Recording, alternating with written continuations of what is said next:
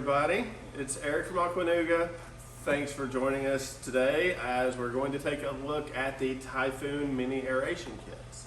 Now these come in two versions. There's the single. This one's going to be rated for up to about 1,000 gallons.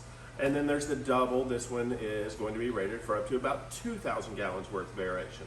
The differences with these are going to be the air pump that's included, and the double, it does have two diffusers to be able to spread that aeration out and give that extra aeration that the larger pump is giving as well. So we will just be taking a look at the double so that you can get a feel for everything with that.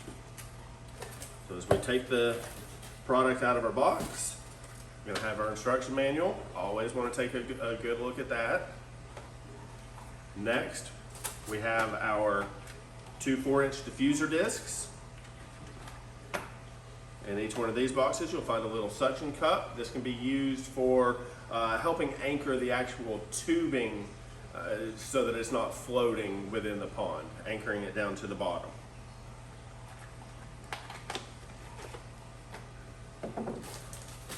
Next, we have our first section of tubing. And then we have our second section of tubing. Each one of these tubing sections is going to be 20 feet in length. They also each will have a little check valve with them as well.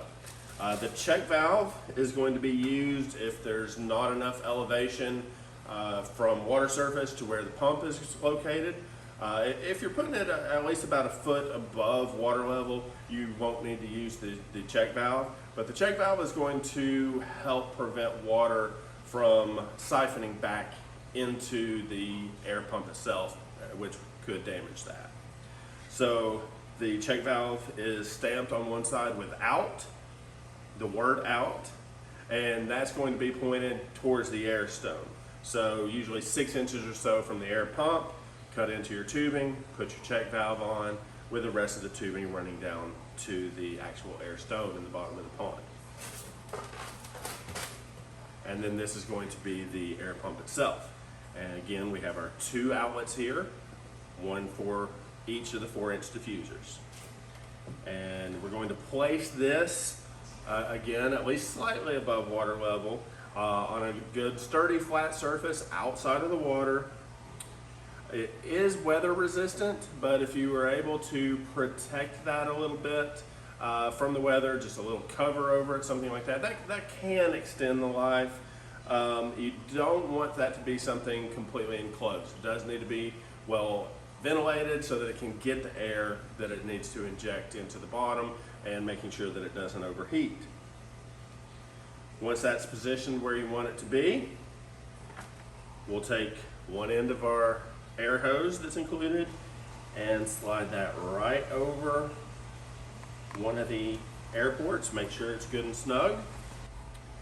Our other end will go right over the port on the stone itself, and then you can take the stone and drop that in place, doing so with both ports. Spread those out so that you can maximize the circulation within the pond.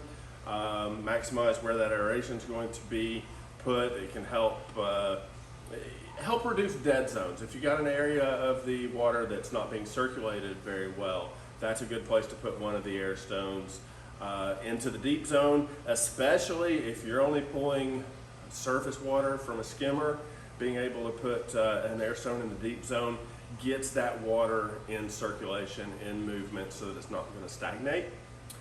Now, if you are using this in the winter time for helping to prevent too much surface ice, then you're going to want to raise that up off the surface in the winter. Usually just about a foot down or so in the winter time.